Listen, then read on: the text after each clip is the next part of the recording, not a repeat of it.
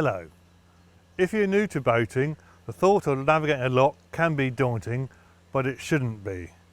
We've been lucky here to have the lock volunteers to help make this instructional film to show you how to manage a lock.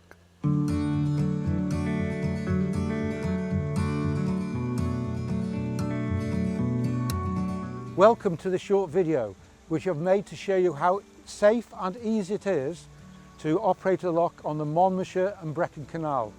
I'm Nick and I'm one of a team of volunteer lock keepers, and you may find us on any lock on the canal. We are on hand to help, and we've made this film with Beacon Park Boats, who have lent us this magnificent narrowboat.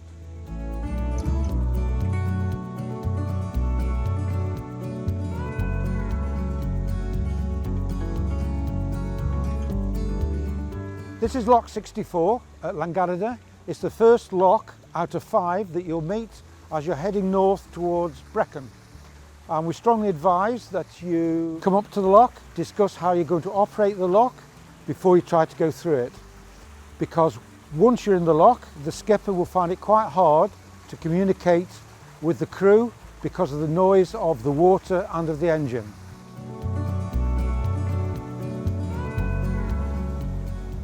Before you enter the lock, you need to moor up on the towpath side of the canal and let a crew member off carrying the windlass or the winding handle so they can check the lock is empty and there is nobody else about to come down. The crew can also operate the lock as you come up. The lock can be slippery, so crew members should wear suitable footwear. Children should wear life jackets and be supervised when using the locks. Check your bow fender is secure, attached to the boat and facing forward, and it looks like this, but not like that. If it's not fixed properly, call Beacon Park Boats for assistance.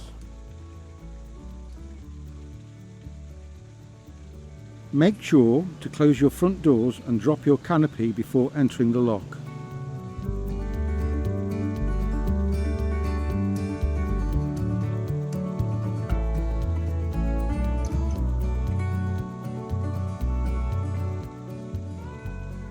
Assuming the lock is empty and both bottom gates are open, once the crew member is off, the boat can come slowly into the lock.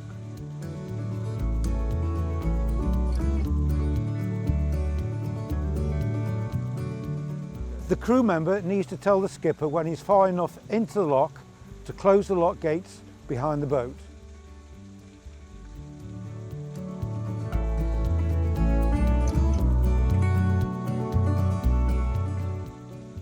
To close the bottom gates, the crew member leans against the beam of the lock with the back. They are less likely to slip this way. Both gates need to be closed in order for the lock to be full.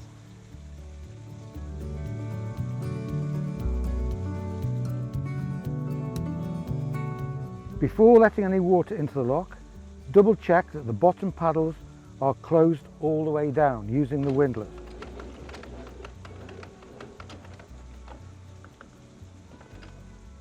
When you're using the windlass on the spindle, it's very important that you keep hold of the windlass.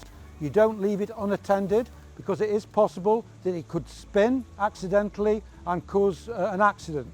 So always keep your hand on the windlass when it's on the spindle.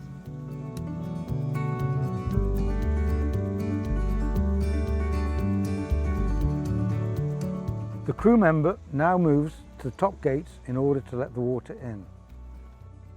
They do this by opening the paddles, and when the paddles rise up, trapdoors at the bottom of the lock rise or lift up and allow the water in. But before we do any of that, we need to make sure that the skipper is quite happy with the position in the lock. Because he can't hear very well, we need then to give him the thumbs up. So it's important now that the boat rises up into the lock steadily and carefully, so we have to monitor the amount of water that's going into the lock. Otherwise the boat may get pushed around and could be damaged. So the first thing we do now is to wind one of the paddles halfway up in order to allow some of the water to come in. Not too quickly. Now be careful here.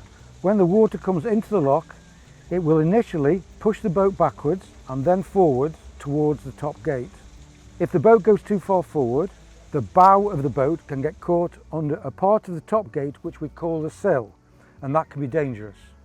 So it's very important for the skipper to hold their position in the middle of the lock as we let the water in.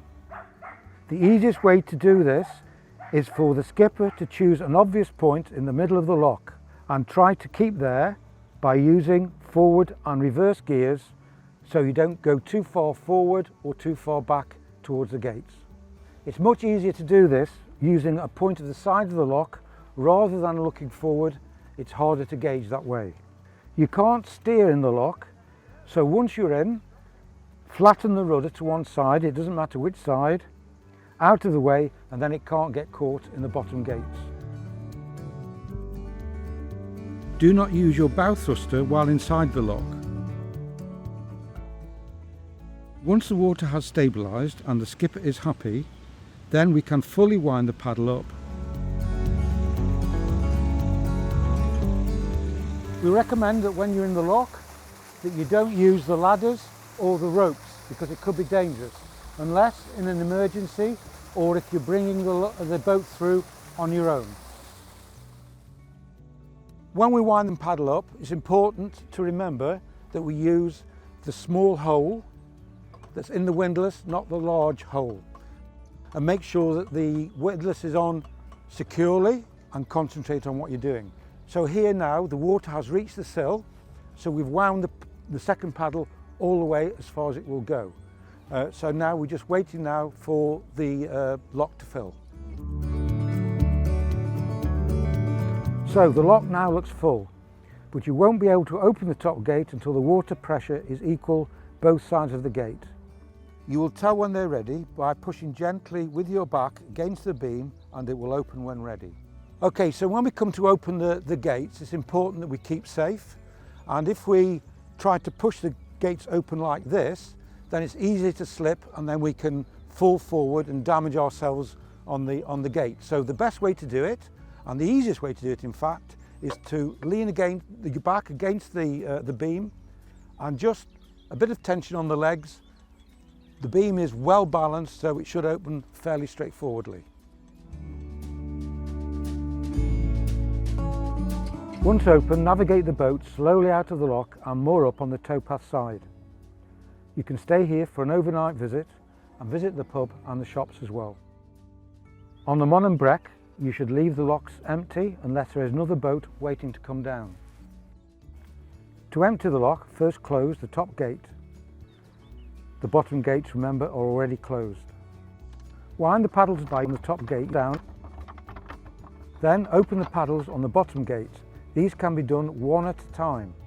As a final reminder, we have on the beam here, please leave the lock empty, please leave the bottom gates open, and please leave the paddles down, and then we're all done. This is a great place to be, both on the locks and touring up and down, navigating up and down the canal. Enjoy your holiday.